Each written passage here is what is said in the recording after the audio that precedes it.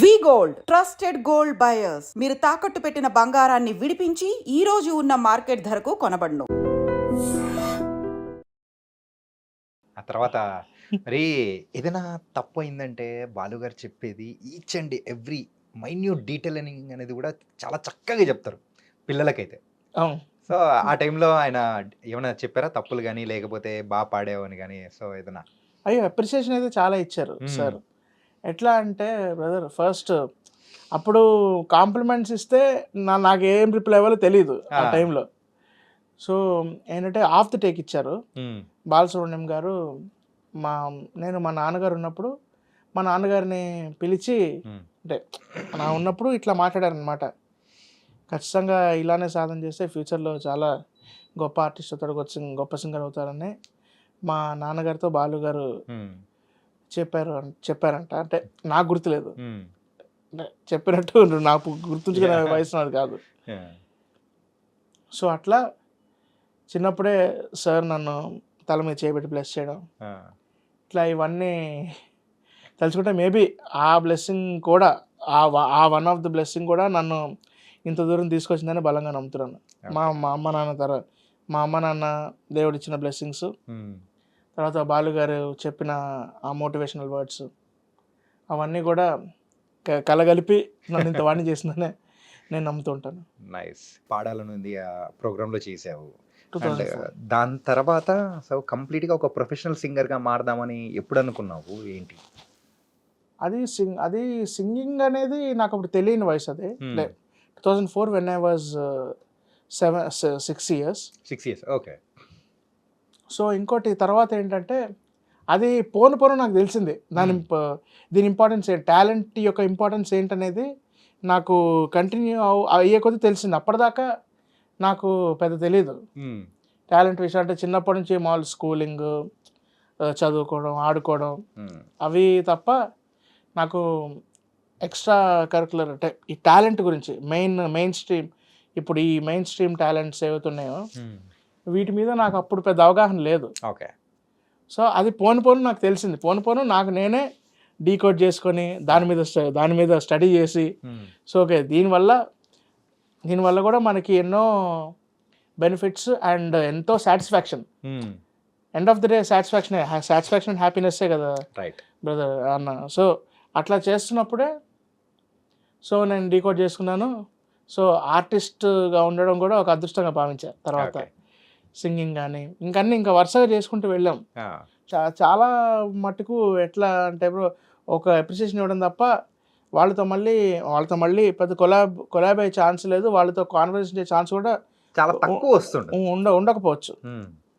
So ఆ టైంలో కూడా సార్ సెట్లో కనిపిస్తున్నప్పుడల్లా నన్ను మోటివేట్ చేయడం, నాకు మంచి మాటలతో బూస్టప్ ఇవ్వడం, సో అవన్నీ నాకు హెల్ప్ అయ్యాయి. ప్లస్ సార్ కూడా నా తమిళ్లో చేసిన ఫస్ట్ షో ఎంట్రీకి ఆయనే దాన్ని ఏమంటారు నాంది పలికిచ్చింది మనో సరే ఆ షోతో.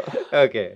సో అట్లా తెలుగులో బాలు సార్ అయితే తమిళ్లో మనో సార్, అంటే తెలుగులో కూడా మనో గారే. అంటే నాకు కెరీర్ స్టార్టింగ్ అప్పుడు బాలు గారు ఉన్నారు, కానీ దాని తర్వాత అంటే మేజర్ డెబ్యూ అనేది బాలు గారితో, తొలి అడుగు బాలు గారితో అయింది, కానీ మిగతా అడుగులన్నీ మనో గారితో కొనసాగింది.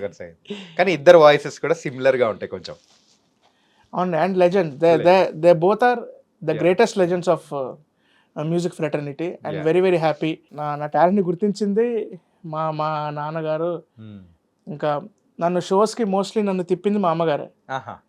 మోస్ట్లీ ఈ షోస్ జర్నీలో నాతో పాటు జర్నీ చేసి జాగ్రత్తగా చూసుకోవడం కానీ ఎవ్రీథింగ్ A to Z నన్ను పర్ఫెక్ట్గా గైడ్ చేసింది మా మదరే.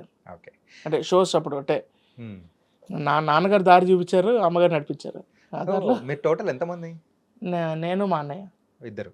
సో మీ అన్నయ్య కూడా he's a singer. Yes. So ఇద్దరు ఒక ఇంట్లో నుంచి ఇద్దరు సింగర్స్ రావడం అనేది అంత ఈజీ కాదు.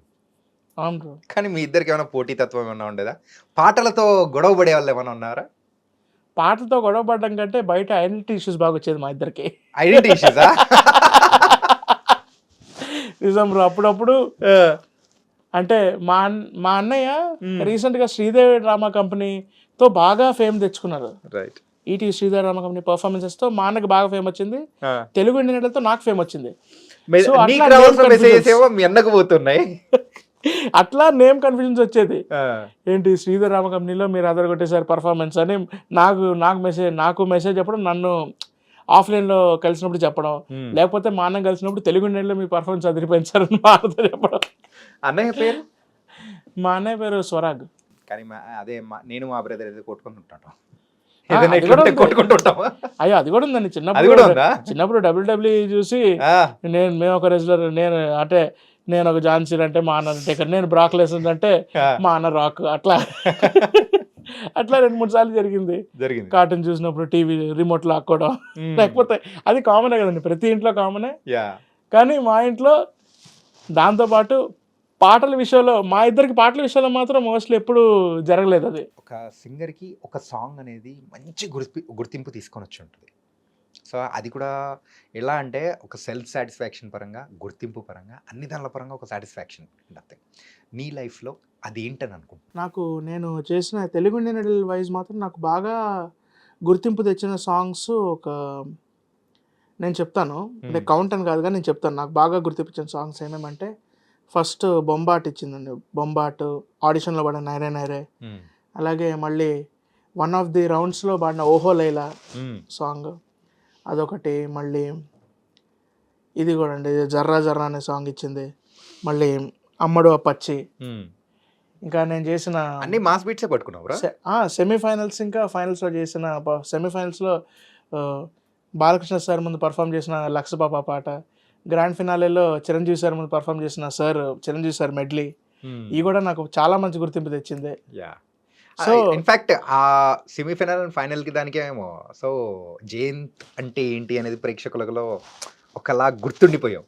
ఈ టాలెంట్లో ఉన్న గమ్మత్తే అది కదండి, ఈ ఫీల్డ్లో ఉన్న గమ్మత్తు కూడా. అంటే ఇప్పుడు కళ ఉంది కాబట్టే, అంటే ఒక మనిషికి కళ అనేది కూడా ఉంది కాబట్టే, సో ఈ స్టేజ్కి రావడానికి చాలా హెల్ప్, ఇంకా చాలా ప్లస్ అయింది.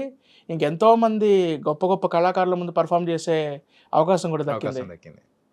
I'm very very happy and thankful for that also. And ఇంకోటి ఏంటంటే, సిగ్గు అసలు ఉండకూడదు. మళ్ళీ అలా పర్ఫామ్ చేసేటప్పుడు సిగ్గు అయితే అసలు ఉండకూడదు, ధైర్యంగా పర్ఫామ్ చేయాలి. ఎందుకంటే ధైర్యం పెట్టేసి వస్తేనే మనం చేయొచ్చు.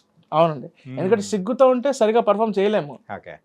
నిజం చెప్పాలంటే ఎక్కడో ఒక చోట కొంచెం బెరుకుతత్వం ఉంటే ఆ పర్ఫార్మెన్స్ అనేది మనం సరిగా డెలివర్ చేయలేము. ఆ బెరుకుని పక్కన పెట్టేస్తేనే మనం ఏంటనేది చూపించవచ్చు. ఎవరు వస్తే అంటే మన పర్ఫార్మెన్స్ మనం చేయాలంతే. మన పర్ఫార్మెన్స్ చేయాలి, జనాల మెప్పులు పొందాలి, అతిథుల మెప్పులు కూడా పొందాలి. ఓకే.